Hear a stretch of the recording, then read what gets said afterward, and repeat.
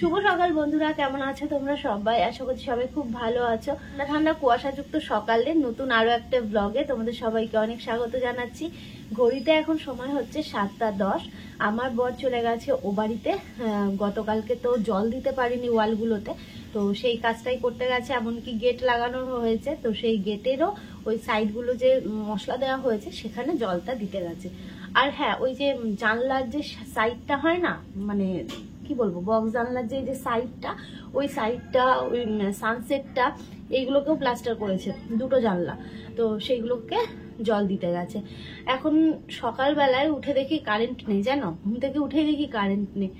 যাই হোক, আমার বড়টা করে তো আবার কাজে যাবে, আর আমি করছি এই যে বিছানা গোছানো। তো চলো, টুকটাক কাজ যা আছে সেরে ফেলি, ও আবার ওদিকে কাজে যাবে। তো চলো, সাথে থাকো, সঙ্গে থাকো।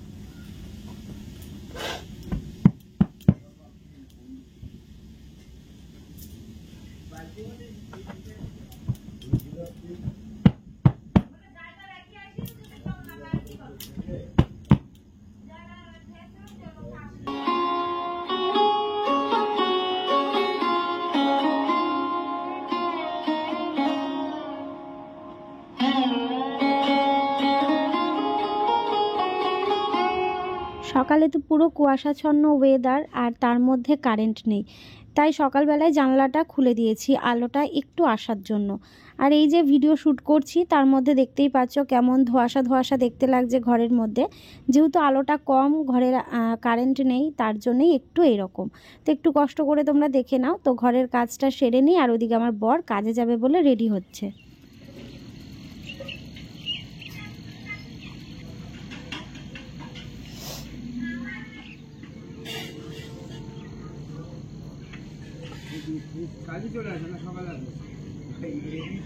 ঘরের কাজকর্ম প্রায় হয়ে গেছে।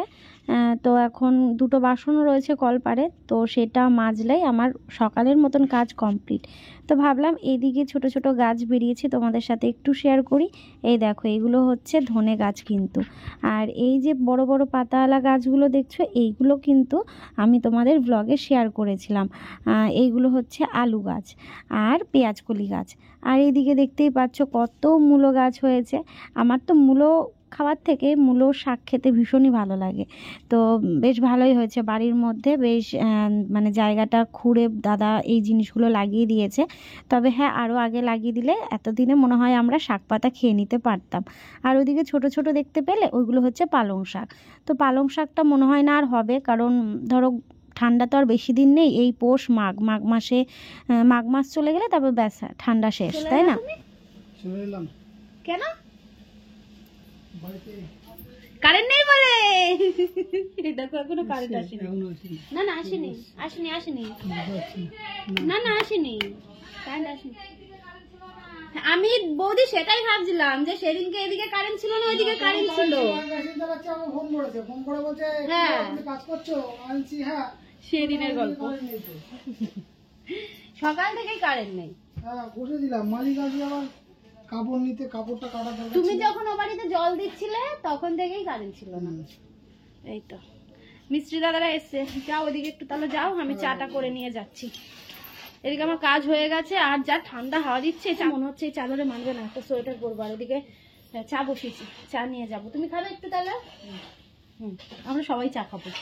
তো এদিকে চা নিয়ে নিয়েছি, চলো দিয়ে আসি। আর এই যে ওই দিক দিয়ে সূর্যি মামা হালকা করে উকি দিচ্ছে। ঠান্ডা ভালোই, এরকম ওয়েদারে জানো তো পিঠে খেতে হয়। দেখি আজকে যদি করা যায়, দুধটা যদি পাই তাহলেই হবে। আর এই যে দিয়ে আসি, আর দেখি আমার বড় গিয়ে ওখানে কি কাজ করছে। চলো, ওদিকে চা দিয়ে আসলাম, কাজ করছে আমার বড়, ওদিকে হাত দিয়ে দিয়েছে কাজে। আর আমি নিয়ে বসলাম হচ্ছে একটু চা। এই যে এখানে রয়েছে চা, আর রয়েছে গতকালকের রুটি। গতকালকে রুটি করেছিলাম, তরকারি করেছিলাম, তরকারিটা বেশ ভালোই হয়েছিল, কিন্তু আমি খাইনি। কেন খাইনি? কারণ বৌদি হচ্ছে লুচি ঘুগনি করেছিল, সেইগুলো দিয়েছিল, তো সেগুলোই খাওয়া হয়েছিল। আর আমার বর খেয়েছিল মানে গতকালকে একটা রুটি খেয়েছিল, হ্যাঁ ওই লুচির সাথে একটা রুটি খেয়েছিল, আর আমি শুধু ওই লুচি আর ঘুগনি খেয়েছিলাম। তো সকালবেলা এগুলোই ছিল। তো আমার বর বলল সকালবেলা এগুলো খেয়ে যাবে, রেখে দাও। তো সকালবেলায় কাজে যাওয়ার সময় আমার বর 2টো রুটি খেয়ে গেছিলো, আর এখন চাটা দিয়ে আসলাম, চা খাচ্ছে। আর আমার ভাগেরটা রেখে গেছে, তো আমার ভাগেরটা এখন আমি খাবো। খেয়ে নিয়ে তারপর ও বললো যে তুমি রান্নাটা করেই নিও, কারণ কারেন্ট আসলে আমাকে কিন্তু চলে যেতে হবে কাজে। তো ওই জন্যই এটা খেয়ে নিয়ে তারপর রান্নায় হাত দেবো। আর ঠান্ডা ঠান্ডা হাওয়া দিচ্ছে, রোদও উঠেছে, কিন্তু চারিদিকে কুয়াশা। একটা পিকনিক ওয়েদার, জানো তো। কিন্তু আর কি হবে, পিকনিক তো আমরা করছি না, সবাই পিকনিক করছে, আমরাই পিকনিক করছি না।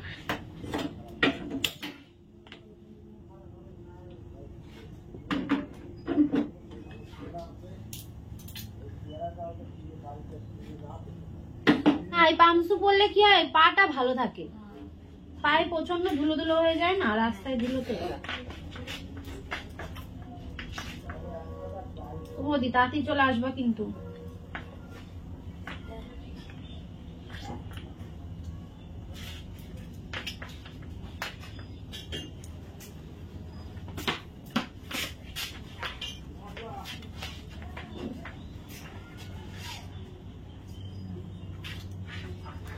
ওদিকে ভাত বসে গেছে, আর এদিকে সবজি কেটে নিচ্ছি। পালং শাক করব আর ভাত করব। আর গতকালকে না মাছ রয়েছে, তো সেই মাছটাকে গরম করব, বুঝলে। মূলোটা দেখো ভালোই নিয়েছিলাম, তখন ভালোই ছিল, কিন্তু এখন যেন ভেতরে দেখো পুরো শ্বাস হয়ে গেছে। মানে কেমন যেন এই শ্বাস হয়ে গেলে না ভালো লাগে না, মানে ফাঁপা টাইপের ভেতরটা। প্রচন্ড ঠান্ডা হাওয়া দিচ্ছে। আর আমার মনুষোনা একটুখানি বাইরে বেরিয়েছিল ঘুরু করতে, একটু তো ইচ্ছে করে, তাই না। তো তারপর যখন মানে বাচ্চাগুলো কান্না করছিল, কেউ কেউ করে আওয়াজ করছে, তারপর দেখি কোথা থেকে মুনু দৌড়ে চলে আসলো, তারপর আসার পরে এখন চুপচাপ। কারেন্ট এখনো আসেনি, মনে হয় না কখন আসবে। যাই হোক, রান্না টান্না গুলো তো সেরে রাখি। হ্যাঁ হ্যাঁ, এসো।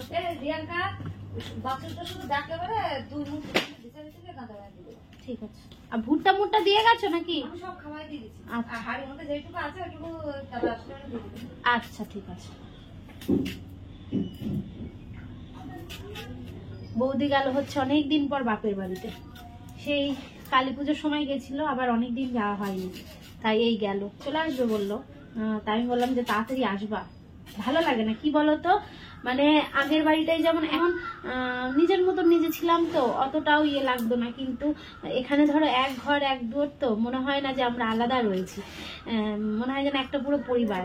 তো সেখানে মানে চলে গেলে ভালো লাগে না। আমিও যেমন কোথাও গেলে বৌদির ভালো লাগে না, তো বৌদি কোথাও গেলে আমারও যেন ভালো লাগে না। এটাই তো হয়, তাই না বলো। একসাথে থাকতে থাকতে এমন একটা মায়া জড়িয়ে যায় যে কাউকে ছাড়া কারোর জন্য চলা যায় না, এরকম হয়। মানে এই রান্না করছি, কাজ করছি, বৌদির ঘরে কাজ করছে, আমি আমার ঘরে কাজ করছি, একসাথে এই গল্প সেই গল্প, এরকম চলে তো আমাদের। এটার জন্য খারাপ লাগছে।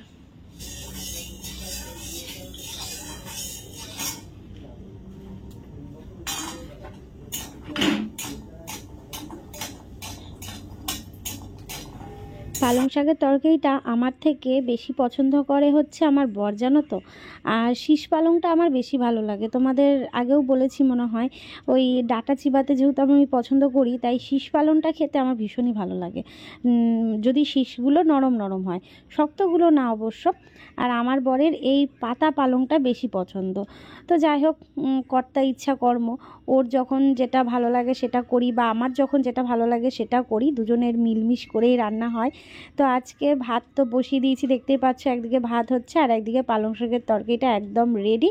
দেখতে কেমন হয়েছে অবশ্যই জানিও। আর গোটা গোটা বড়ি দিয়ে আগের দিনও করেছিলাম, বর খুব পছন্দ করেছে। ওইভাবে ভেঙে দেওয়ার থেকে আমারও ভালো লাগছিলো গোটা গোটা বড়ি, তো ওই জন্য আজকেও সেইভাবেই করলাম। আর এদিকে গতকালকের মাছের ঝোলটা ছিল বেগুন আলু দিয়ে। শীতকাল হলে এমনই হয়, বাসি জিনিস আর নষ্ট হয় না, তাই গরম করে নিলাম, দুপুরবেলা খাওয়া হয়ে যাবে। তো রান্নাবান্না তো কমপ্লিট, চলো এক ঝলক দেখিয়ে দিচ্ছি। গরম গরম ধোয়া ওটা ভাত রয়েছে, আর এখানে রয়েছে গরম গরম পালং শাকের তরকারি, যেটা ভীষণই টেস্টি হয়েছিল জানো তো।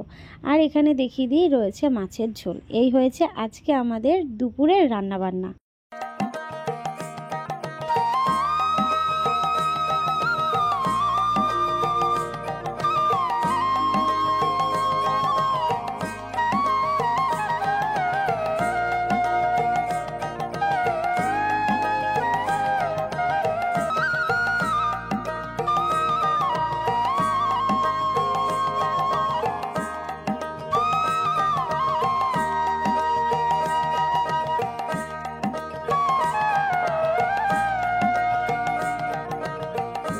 আলো জ্বলছে না, কারেন্ট নেই অনেকক্ষণ ধরে, সেই সকাল থেকে এখন বাজে হচ্ছে 11:15। রান্না বান্না আমার সব হয়ে গেছে। এই চুপ কর, দেখেছো আওয়াজ পাচ্ছ তোমরা? যাই হোক, এখন 11:15 বাজে, এখনো পর্যন্ত কারেন্ট আসেনি। আমার বরকে বললাম, ও বললো না কারেন্ট যখন আসবে তখনই স্নান করতে যাব, স্নান করে খেয়ে একেবারে বেরিয়ে যাব। আর আমি করলাম হচ্ছে রান্নাবান্না সেরে এই যে শোকেসের এই জায়গাটাকে পরিষ্কার করলাম, মানে গোছালাম, সব কিছু এলোমেলো হয়েছিল, দেখো এখন একদম ঠিকঠাক। এই যে এখন একদম এটা ঠিকঠাক। আর আল্লাটাকেও একটুখানি গুছিয়ে নিলাম। তো একটু অগোছালো হয়, জিনিস নিতে নিতে পড়ে যায় না, তো এই তো ব্যাপার। আর এই যে এই মেমেন্টোটাকে এইখানটাতে রেখেছি, এখানেই থাক। ঘর বারান্দার সকালবেলা মুছেছিলাম, কিন্তু একটু ঝাড় দিয়ে নিলাম, তার কারণ হচ্ছে ওই ধুলো ধুলো হয়, প্রচন্ড ধুলো হয়, মানে দিনে যে কতবার ঝাড় দিতে হয়। বাসন নামিয়েছি, বাসনগুলোকে হচ্ছে মাজবো, মেজে নিয়ে স্নানে নামবো, স্নান করে নেবো, তারপর পুজো দিয়ে নিই, তারপর দেখি কারেন্ট কখন আসে।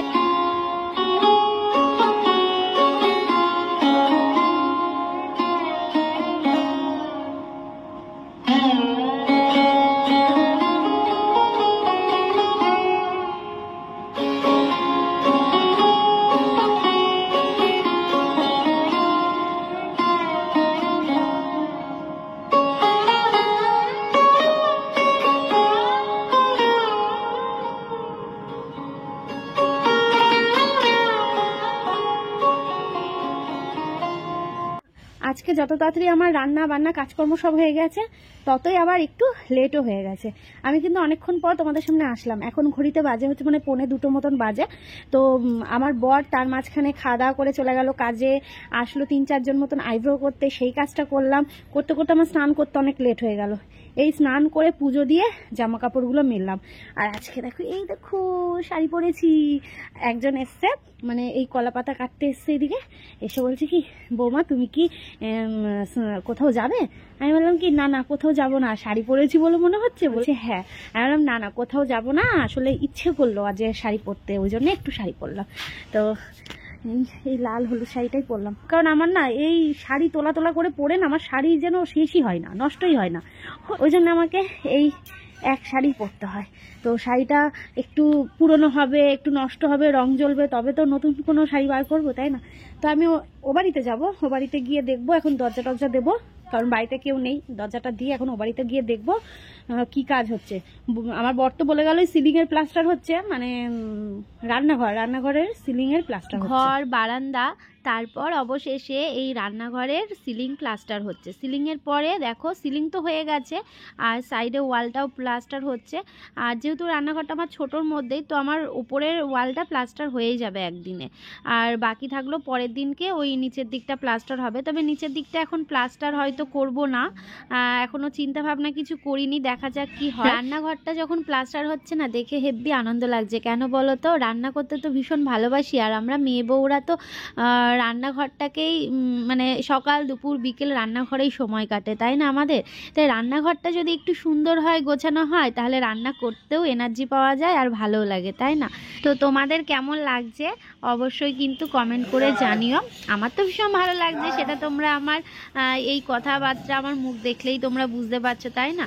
তো আমার বাড়ির মানে আমাদের বাড়ির অর্ধেকটা প্লাস্টার হয়ে গেল ভেতরে, আর অর্ধেকটা বাকি রইলো। তবে এই অর্ধেকটা এখন হবে না, আমাদের আপাতত থাকার জন্য যতটুকু দরকার ততটুকুই আমরা কাজ করিয়ে নিচ্ছি।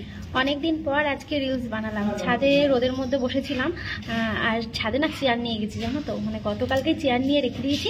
ওই ছাদে যখন যাই তখন চেয়ারটাকে ছাদে নিয়ে যাই, আবার নাহলে ওই সিঁড়ি ঘরে রেখে দিই। তো সেই চেয়ারটাকে ওপরে নিয়ে গেলাম, নিয়ে গিয়ে ছাদে বসে কিছুক্ষণ রিলস বানালাম। বানানোর পর এই যে আমার বর এসে দেখবি, ওই দেখো কাজ করছে, ওই দেখো আজ পাচ্ছ, এসে কাজে লেগে গেছে। তো যাই হোক, তারপর এখানটা এসেও কটা রিলস বানালাম, ওর সাথে 2টো রিলস বানালাম। আজকে প্রায় 5-7টা মতো রিলস বানিয়েছি, জানো তো, অনেক দিন পর রিলস বানালাম। যখন দেখি 1-2টো করতে করতে তখন অনেক কটা হয়ে যায়।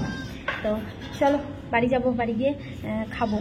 আমি তো খাইনি, ও তো তখন খাওয়া দাওয়া করে গেছিলো, আর ও এবেলা আর কাজে যাবে না, বললো শাড়ি কেটে দিয়ে এসেছি, এবেলা আর যাবো না, কালকে সকালবেলা যাবো। দেখো কি করছে, দেখো কি করছে, এটা গ্রিল পরিষ্কার করছে। এই ঘরেই তো এসে থাকবে না, এই ঘরের গ্রিলটাকে রং করতে হবে আবার। রং তো করবে না, যে কি যেন প্রাইমার না কি দেবে না, সিলভার কালার।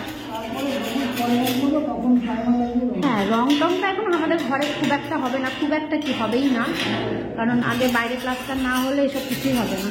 তো এদিকে ঘষছে, ঘষে মেজে ওই ইয়ে করছে, পরিষ্কার করছে, সিমেন্টও লেগে রয়েছে। তাই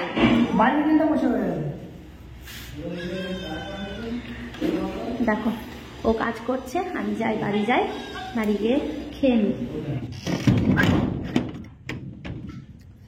চলো, খাওয়া দাওয়া হয়ে গেছে, হাতে টাকা নিয়ে নিয়েছি। আমার বর বললো টাকা একেবারে নিয়ে আসো, ওদের কাজ হয়ে গেছে, ওরা চলে যাবে, তো তার জন্য এই বেরোলাম। আর আমার মনুষোনা হচ্ছে ঘরে শুয়ে আছে, আর বাচ্চাগুলো ক্যাই করে যাচ্ছে। চলো, ওদিকে পুরো রান্নাঘরের প্লাস্টারটা কমপ্লিট, ঠিক আছে, রান্নাঘর কমপ্লিট। এবার মনে হয় আগামীকাল ছুটি, আগামীকাল আসবে না, তারপরের দিন হয়তো ওই ওয়াশরুমটা ধরবে, ওয়াশরুমের সিলিংটা ধরবে।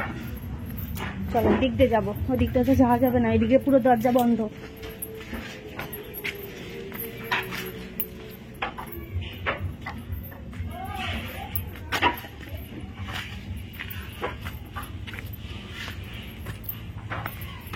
আর এই দেখো, তোমাদের বলে রাখি, তোমরা কয়েকজন 2-4 জন মতন কমেন্ট করেছিলে যে রিয়াঙ্কা সিলিংয়ের প্লাস্টিক না তুলে কি করে প্লাস্টার করছে তোমাদের মিস্ত্রি। তো এই দেখো, সিলিং থেকে সব প্লাস্টিকগুলো এইখানে, ওই দেখো এইখানে জড়ো করা হয়েছে, ঠিক আছে। সিলিংয়ের প্লাস্টিক না খুলে কখনো ইয়ে হয়, কি বলে, প্লাস্টার করানো হয়। এ দেখো এখানেও রয়েছে, দেখবে, এই দেখো, এই যে এই যে এই যে এই যে প্লাস্টিক ছিঁড়ে ছিঁড়ে ছিঁড়ে ছিঁড়ে ফেলা হচ্ছে। তো চল, কি গো, কোথায় ভেতরে ওরা? কেন চলে গেছে, হ্যাঁ ওকে দিয়ে দাও।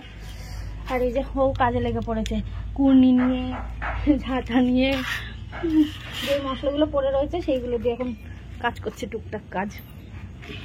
ঠান্ডা লাগছে আজকে, এত হাওয়া দিচ্ছিল, রোদ তো তেমন জোরজার নেই, হালকা হালকা রোদ, তো ঠান্ডা ঠান্ডা লাগছে। চাদর নিয়ে আসলে ভালো হতো।